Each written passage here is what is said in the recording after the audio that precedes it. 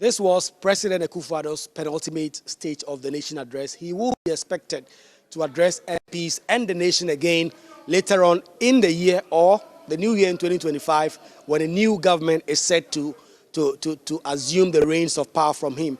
But the president spoke at length. Indeed, he spoke for more than an hour. And some of the key things President Akufo-Addo spoke about had to do with the state of the nation in terms of security. He speaks about how so many countries in the sub-region are witnessing terrorist activities, but Ghana has been spared.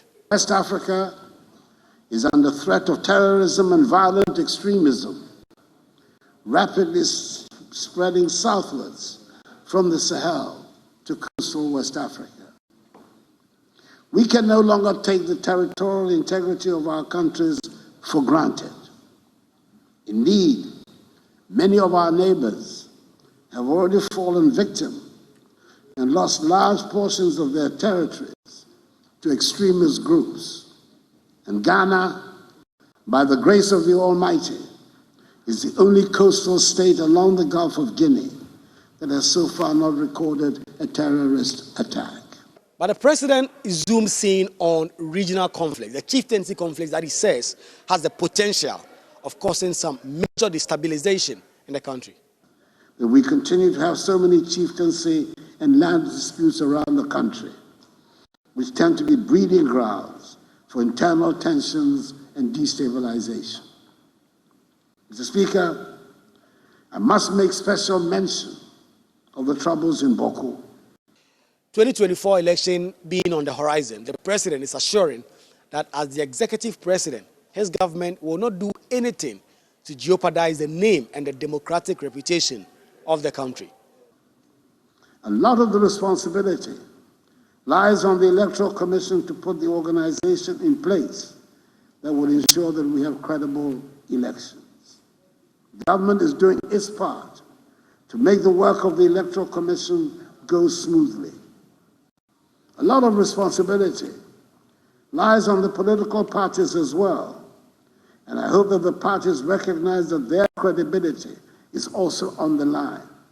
The president said, without providing any evidence, that his government, under the leadership of Attorney General Godfred Yeboah-Dame, has saved the country up to 10 trillion Ghana cedis in what would have been paid in judgment debts. The Attorney General has continued in a very effective manner the tradition under this administration of contesting every single litigation against the state, and has avoided the numerous judgment debts that used to be given against the state. The Office of the Attorney General, as a result, has saved the country over 10 trillion Ghana cedis.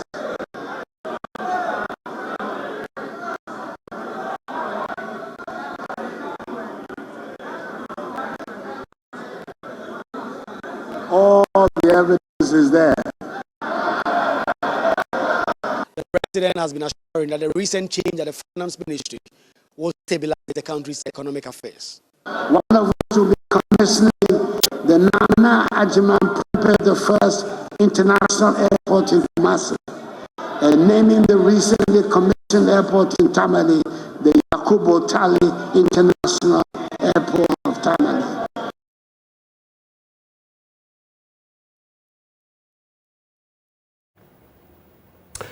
Well, thank you for staying with us. We're back on the AM show. We get into our big stories, but even as we start the conversation off on the State of the Nation address, let's hear from Tourism Minister Designate Andrew Egyapa Mercer. The name Egyapa always brings to mind a number of things. No mischief. Mr. Mercer, good morning. Morning, Benjamin. Good morning. I hope you're well this morning. By His grace, I'm good. Yourself? By God's grace. Nyamenado crying.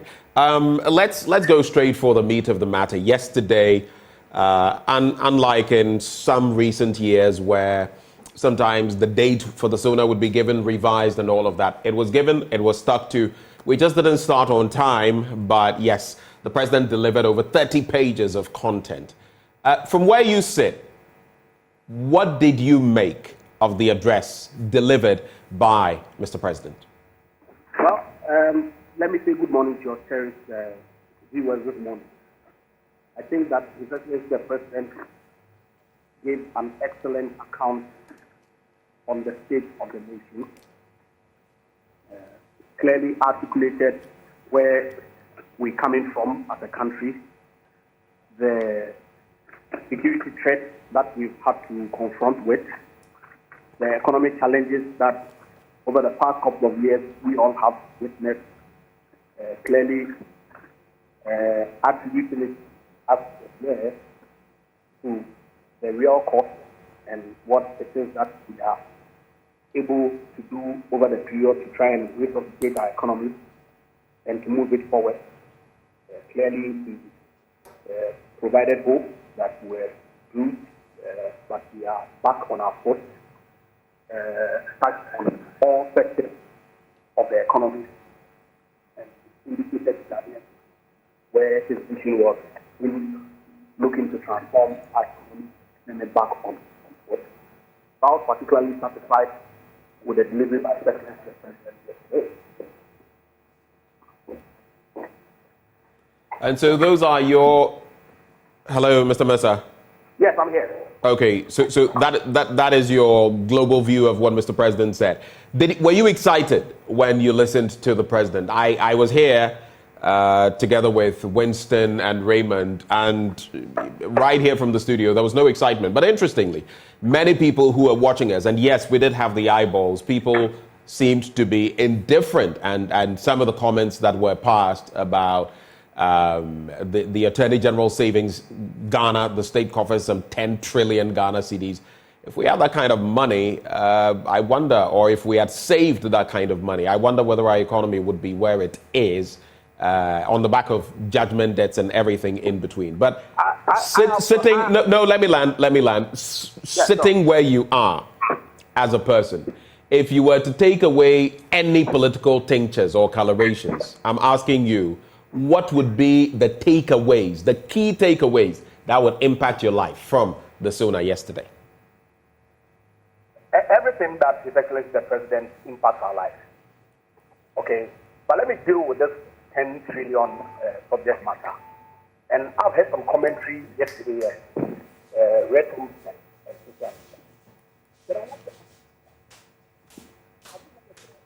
Hello? Switch. Hello? I'm asking you whether you heard of the Sipton Switch case.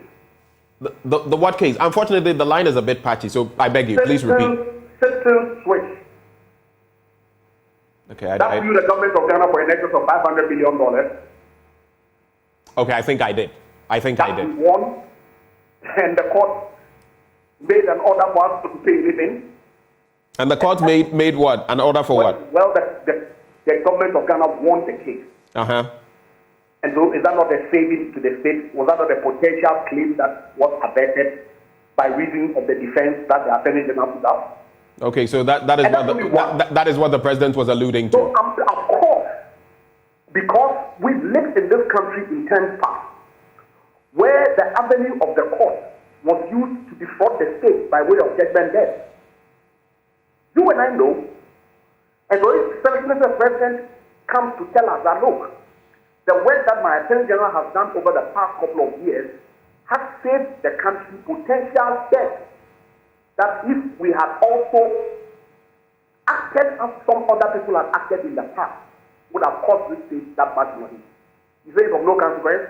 You say like some people have acted in the past. How about your actions that have also led to judgment debts? I can recall some of them too. Which actions?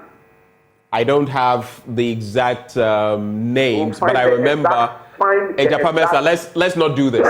I can easily do this. There are judgment debts there are court rulings on cases that we've also lost. So how about that? How about that? When you make the point as though others, whoever those parties may be, created situation that led to judgment debts, your administration has also had judgment debts and lost. So give me the details. I've given you. Okay, I'll find names for you. Please. I'll find names of cases for you because some just go back months ago or so. So it's not a big deal. The point about this savings, I'm asking you whether you think it's of no consequence. What is of no consequence? The savings that the state has made, that the president, you ask what touched my life. And I'm asking you that this example that the president cited, the loan that you used in your intro, is of no consequence. Say so, and let the good people of Ghana hear you. I do not know why you're getting... No, hold on, Egyapa. Yes. I do not know why you are getting on the defensive. The question was simple. Which one touches your life? I didn't say. The point that you made as to whether the state of the nation address impacted my life and by extension the life of Ghanaians. Right. And I'm trying to demonstrate to you that if the state makes the quantum of savings that is reflected the president made reference, it doesn't impact your life. You think it's of no consequence? Well, that is where I'm saying that the logical reasoning is not exactly apt, Egyapa. Every state of the nation address that is delivered by any president is subjective to several interpretations. Okay. You may have your view. Right. You may have your expectations. I take the view that, look, we are coming from a challenging situation as a country. We've gone through a lot in terms of our economics as a state. Right. Reasons we all know, but we all want to sweep under the carpet and make suggestions as if somebody has mismanaged the economy. Now that's the simple question. That if, for example, His Excellency the President has said when he came to government that all the banks that had suffered the inability to meet the quality test should collapse. What would have been the consequences on the depositors who have put their money there? If His Excellency the President has said that, look, the energy sector debt that has been accrued over the years, I didn't contract it, I'm not going to pay. What would have been the consequences on the Ghanaian economy? Remember, but why is any administration in power? Why do we vote people into power? You're acting as though this were beside the point and that we expected something else. If you allowed me, then I would have made the point that precisely because it's the responsibility of government to deal with these matters. Right. His Excellency the President did. In fact, in 2020, he informed us that the decisions that he had to take during the COVID period was critical for him. His preoccupation was to protect Ghanaian lives and livelihoods. Right. And that down the expense, because the economy we can rebuild. Obviously, at the time, he knew that his decisions were going to create economic issues. But he had a duty to the people of Ghana to work to protect all of us. And he did. Yes, when we are dealing with the consequences of all that, which has been compounded by the Russian-Ukraine war, the policy proposition that was submitted to Parliament to try and rebuild, that was rejected. That then led to a further decline of our economy. Somebody says back and says, Akufo-Addo has to manage the economy. And so you ask me the question whether the state of the nation impacted my life in any way. And I'm saying that it has. Okay, so I think you're belaboring the point. You're belaboring the point. So let me just get to this point. I don't see the correlation between and respectfully, I ask you, how did it impact you? Then your understanding is that it means it had no impact. That is the inference you're drawing, and that's not even what I said. I asked a simple question. What was the impact on you? Because from here in the studio, we looked at a few things and people felt, oh, nah. If you have something, just share it. But the fact that someone asks what you got from it does not mean the person is saying there was nothing in it. And which is why I feel your inference is rather a stretch. But anyway. And you now turn around to say that doesn't mean there was nothing in it. But in the last year, penultimate year, or right before he checks out, what else would you expect? What was fundamentally new in there? But let's make tracks. You asked about judgment debts. Now, we also know that between 2000 and 2019, Ghana has been hemorrhaging, including within this administration, some 1.89 billion Ghana cedis. But I can point to at least the Trafigura issue. I'm surprised. I'm fully aware. I mean, some of these things, you will not always have them on the top of your head. $140 million and all of that. Does that send a reminder to you? Yes, it does. Okay. So you're asking me for evidence. I've given you some of them. Benjamin, if you will permit me. Right. Otherwise, then you don't want us to have a conversation. So if the president says that we have saved 10 trillion, it doesn't mean we haven't lost anything. Is that your interpretation? Well, I didn't make that interpretation. But as I said, so the point that you make is that you're making reference to savings in judgment debt, and your government has also incurred judgment debt. I'm saying you suggested, Mr. Mercer, you suggested that under others it was something else, and I was just saying that if you hadn't suggested that, I wouldn't go there. But once you suggested, then it would seem under your administration there were no judgment debts. So I had to call you to order in that regard. I hear you. Okay. So now let's get into some other specifics. One thing that was of interest to me, and I don't know from where you sit how you grasped it, but he spoke about the fact that, listen, I take responsibility for everything that happens, but I am not an unreasonable. It would be an unwise president who would not take advice from those around him, experts, technocrats, and all of that. It was a subtle way, some feel, of jabbing the vice president, Dr. Mahmoud Bawumia, who has been saying that he's merely a driver's mate, and that the driver, sometimes you would give advice, but I mean, you're a mate. The driver may not necessarily take it. That portion was something we scrutinized for a long time, all three of us. What do you make of that? While he went on to heap glowing praise on Dr. Bawumia, right after that, those lines are telling. What did you make of it? Do you know something we don't? You said that the president jabbed the vice president. Well, that was the impression we got here. That's the impression that you got. Right. It's our impression. Like the stars in the sky, right? Every one of them has an impression. And that's not the impression that I got at all. Because anybody who has a basic appreciation of our constitutional construct will not even introduce the vice president as the decision maker in any deliberation. Yes, he will provide advice. I'm sure when you go for management meetings, the chief executive hears all sorts of things and takes a decision.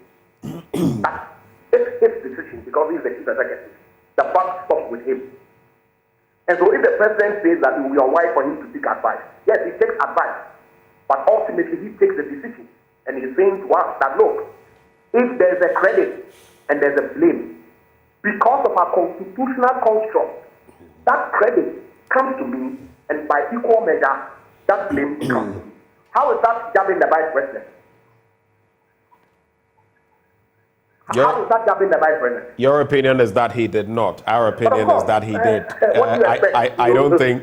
Well, come to think of it, of course I should expect it. But I'm merely saying that is your opinion, and this is my opinion. It reminds me of Nana Nsakwa on this, sharing his thoughts in there. I'm just looking for the precise page. When I find it, I'll bring it to you. I'll read it to Ghanaians. It was just a bit of an interesting dynamic, that response there. But then again, he talks about the roads that have been constructed. One thing that some of us didn't hear of, just so it doesn't skip my mind, much talk about corruption and the state of affairs in fighting it. Did you feel that was something poignant that unfortunately, Mr. President didn't really address? I didn't hear anything, so maybe if you did, you could share with me what you heard. But obviously, if you strengthen state institutions, if you introduce technology that then reduces human risk, then the expectation is that is working towards dealing with the issue of corruption within our entire public sector. You see, many are times, and Benjamin, we ought to be fair to the issue, right? We make it look as if to say the corruption that people complain about is political corruption. Only. That is to say, if there is political corruption. And I don't doubt that yes, some politicians indulge in actions that impact the public affairs. No doubt at all, because we've seen countless examples, right? But I'm saying that the system itself, you go to the port, you go to customs, you go to the airport, everywhere you go, public service institutions, civil service institutions, people experience corruption on a day-by-day basis in those places. And so if you introduce technology that then removes the human interface, are you not working to reduce corruption? Have you cleared anything in recent times from the port? No, I haven't. Okay, I'll give you that as a typical example because I have evidence on that. In fact, Winston, my colleague, cleared a car recently, and even before we came on air, he told me about... Just hold on. I'm giving an example. ICOMS. I'm giving an example of the port because ICOMS is operating from there. It would shock you. It would shock you. It is not my expectation right. that corruption will be eliminated. Right. It has never been my expectation. But it seems to me that the follow-up question that you want to pose is to cite an example of an instance where, yes, in spite of all the technology that has been introduced, people still find ways to corrupt the system. It may be true. I'm having experience, but I won't doubt you. But I'm saying that if those systems were not in place, obviously the quantum, and the scale potentially would have been different. But yes, it requires continuous strengthening. It requires continuous improvement to ensure that at least if it's not eliminated, it's brought down to the barest minimum. And I'm saying that that is exactly the kind of thing that the President and his government have been doing over the past 7 years to try and reduce and potentially eliminate corruption in our country. So you feel we are doing enough to get there? And mind you, it cannot be. When I have discussions with politicians and they rail hard against the other side, I always say that it's not possible. No, please, if I land, you'll understand. It's not possible for any administration to come to power and in every sector do nothing. It's not possible. So I am only trying to draw your mind to the point that every administration will do something in some regard on some issues. But the question is it enough? That's the point. Is it enough? But you see, enough depends on what. So I cite the example again that you have a basket of resources, right? Mm-hmm. In most cases, not enough to deal with all your problems. And so you have to contract loans to complement the resource basket that you have to deal with your problems. And so you do so, but in a manner that then ensures that you're able to have some financial sustainability. Right. We've been hit as a country with 3 major expenditure items, 2 of which were essentially, if you like, avoidable with consequences. Energy sector payments, banking sector cleanup payments. Yes, government would have elected to avoid them, but there would have been consequences. On hindsight, we may probably at this point be able to quantify the extent of consequences that we would have encountered. But in the assessment of government at the time, they were necessary expenditures to save the economy. It came at huge cost. Through that, then you have a global pandemic. Nobody has witnessed it ever in the world. Then you have to deal with it. It will impact your resources and your ability to deliver on other things that the people require. So yes, you can measure and say every government does some. And the Secretary of the President went ahead to say that, look, in spite of all the challenges that we've been confronted, we've done more than every NDC government in the past since 1992. And these are matters of fact. That is not to say that we've resolved all the problems of the country, because they are real. They will live through them every day. I'm not happy where the exchange rate is today. But it is what it is, and what accounts for it, we consistently try. Indeed, and in fact, last year, the attempt by the trade minister to introduce this import restriction was fiercely resisted. Why? The objective was to try and stimulate local production of the kinds of things that we do not necessarily have to rely on foreign exchange for. Mr. Mercer, if I may. You may, please. Okay, just to add on, that's why I was actually seeking your permission. I don't like to get into it. But if I may, the core issues, as I recall, were that the trade minister would have wide powers. He had this committee that these things would have to go through, but the buck stopped with him. He could determine who got a license, who couldn't get a license, and all of that. People felt it was a recipe for corruption disaster. Then we did the breakdown here, whether it was rice, onions, sugar, poultry, and all of that. The gaps in production over a decade plus. What we have been producing in terms of local content versus if you're producing about 40% in terms of rice production, you are importing 60% plus. And you say all of a sudden you want to let go of rice imports. What does that mean? Who said it was going to let go of rice imports? If you're going to substitute over time, what is the plan? Okay? And we gave examples of Nigeria and how they've done it. You get it? So those were the issues. It's not as though anyone said we shouldn't ever get to substitution. It's okay to build a point, but let's make it logical. Because the two premises that you just cited, that you say you're going to eliminate importation of rice when you don't have it. Who said you were going to eliminate importation? And now you say substitute. Who said substitute? What the trade minister has sought to do was really simple. That look, people are investing in rice farms. Government want to encourage more Ghanaians to go into farming through planting for food and jobs and all that. How do we then ensure that those products that are produced in Ghana become competitive? Okay. And also prevent people from importing it in droves such that people are able to buy cheap imported products as opposed to those that are producing them. So look at the gamut of rice imports, the volume. It's been increasing over the years. Can you encourage people to stimulate it by limiting the importation of, say, 2024 to 500 metric tons? I'm just using the figure as an example, right? It's not exact. Then get Ghanaians to complement and get to the 1,000 that you demand in a year.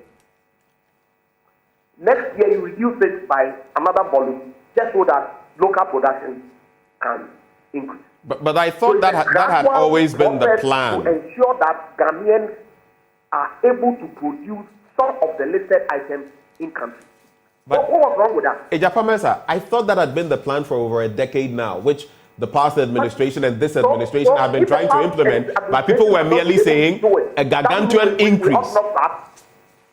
A gargantuan increase without corresponding policy to back it. It doesn't make sense. The figures of increase.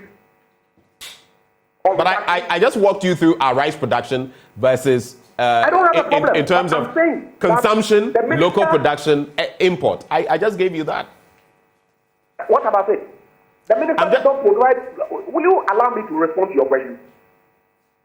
The minister did not give any figures. He went to Parliament to get the broad policy approved. Is that not what he thought to do? You say in principle you agree, but you have wide powers. So the wide powers, you want the minister to have the powers with who? He says, look, I'm setting up a committee made up of representatives from... And yes, he can override whatever the committee says. But of course, if you don't start and you identify the problems that are associated with it, how are you ever going to make an improvement? So let me ask you a curious question. No, I want to know your view. Of what? Of if we don't start, how are you going to identify problems, bottlenecks, and work to improve it? Actually, if you're very smart, you don't need to make mistakes before you learn from them. You can learn from other mistakes. And if you look at what other people have done, it's not. You don't have to reinvent the wheel. You don't have to be Einstein. That will be my response to you. That will be my response to you. But I would respond to what? Yes, you can learn from best practice. Yes, I'm not saying other countries haven't done it before. I don't know. But with rice, for example, Nigeria has a formula. Could we have learned from them in some respect rather than... I have seen some documentation on Nigeria and how they are going about their import substitution. I've never seen such powers given to the minister. I have not. But as a matter of consequence, though, I would ask you, so if it were as watertight, waterproof, kosher, as you say, why was the bill withdrawn? Why did you stand down on it? Did you hear me use the word kosher, watertight? I'm only indicating to you that I said that I'm not excited about where our exchange rate, for example, is. But we all know the factors that contribute to exchange rate depreciation, especially against the dollar. Right. It's excessive demand for the dollar to import all sorts of commodities, including onion and toothpaste and all those kinds of things. So I made the point further that if the minister, for example, with the view to preventing the incessant depreciation of our food, proposes a policy that is fiercely resistant, you expect the exchange rate to behave in what manner again? That's the point that I was making. The exchange rate is ticking up again. That, your objection related to the wide powers that the minister had. And I'm saying that, yes, it could be. I cited the reason, one of the reasons. Would you allow me to respond? Well, I should also correct you. I should correct you when you err. I cited one of the reasons people are taking it off. I don't have a problem. It's not mine. I'm saying that people, and it will interest you to know that many people did not even read the document. I engaged personally with representatives of AGI and some other interest groups. They were asking that get it done. They hadn't read it. So, you see, yes, I agree, governance is not easy. It's a competition of interest that you have to manage. But within that construct, the constraints that you have, the decisions that you take, will all have consequences. And I am satisfied knowing all the information that is available, that this government has done well. I do not recall governments that have gone through the economic crisis that we've gone through as a country and have recovered within the same term, or have begun the process of recovery. It's interesting. It's interesting that you bring that point. All the analysis that you want, and that's the truth of the matter is that our economy is seeing a rebound. We are not out of the woods yet. There's still a lot of work that has to be done. Right. The government commits to do that, do the heavy lifting. As the president communicated to us during the COVID, the economy, we know how to build back human life. We do not know how to bring back when we lose them. And so he knew that the decisions that he was taking will have economic consequences. Right. He was prepared to live with it because the Ghanaian life was more important to him than economic data. Now we are building it, and I trust that the Ghanaians have hope in His Excellency the President to deliver on his mandate. And we'll see what will happen in December. All right. Just to run these by you and then ask what you hope to bring to bear as tourism minister within this period. But a quick reminder, you're talking about growth and all of that. I would go back to what Dr. Bawumia said some time back. He was speaking about the crises that had hit the country and all of that, and that whether it had jumped from all these other countries and come and hit Ghana alone. COVID-19, the Russia-Ukraine war, I've given you time to talk, please. Did not hit Ghana alone. As we stand, the projections for growth for countries like Niger, 11+%, Côte d'Ivoire, Libya, Niger, of course, under a military administration, Libya post Muammar Gaddafi, what we've seen there, even Djibouti, and our projection of even 4% from what we're being told, what the projections are, international economic houses and the rest. We may even struggle to make 3%. And you're telling me that, it hit all these countries, but we were hit differently.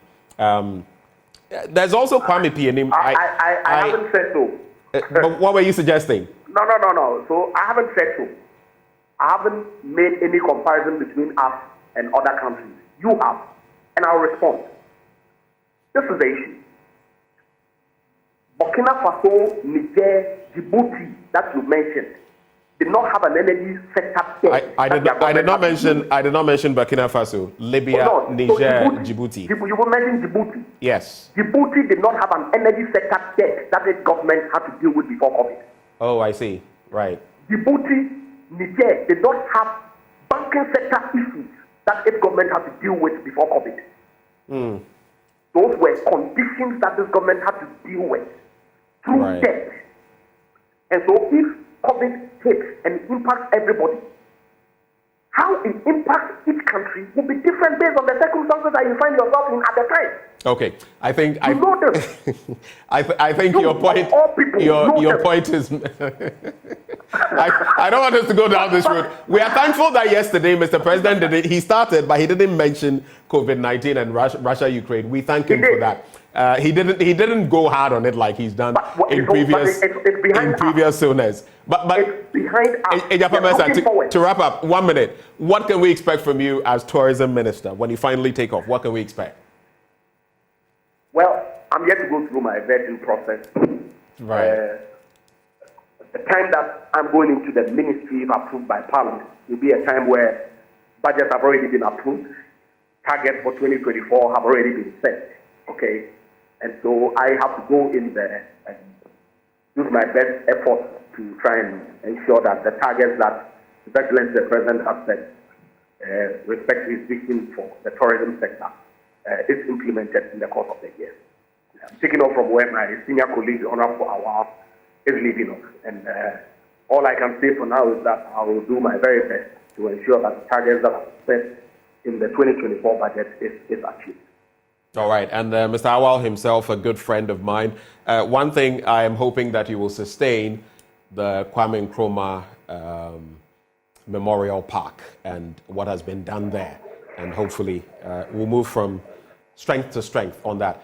Mr. Mercer, thank you so much for joining us this morning on It's always a pleasure to engage your mischievous self. My what self? Mischievous self. Egyapa Mercer, Andrew Egyapa Mercer is tourism minister designate. Well, if I'm mischievous, I don't know. I think we are compadres in mischief. But coming back into the studio, I have joining the conversation. We'll take it from here.